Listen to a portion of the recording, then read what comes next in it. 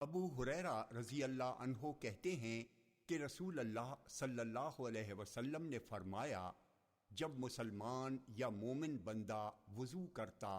اور اپنا چہرہ دھوتا ہے تو پانی کے ساتھ یا پانی کے آخری قطرے کے ساتھ اس کے چہرے سے وہ تمام گناہ جھڑ جاتے ہیں جو اس کی آنکھوں نے کیے تھے، یا اسی طرح کی کوئی اور بات فرمائی۔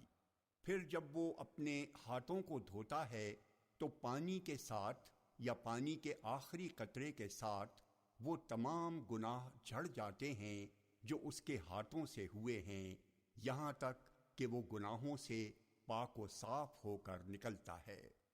جامع ترمذی حدیث نمبر 2۔ عبداللہ بن عمر رضی اللہ عنہما کہتے ہیں کہ ایک روز میں اپنی بہن حفصہ رضی اللہ عنہا کے گھر کی چھت پر چڑھا تو نبی اکرم صلی اللہ علیہ وسلم کو دیکھا کہ آپ شام کی طرف منہ اور کعبے کی طرف پیٹھ کر کے قضائے حاجت فرما رہے ہیں۔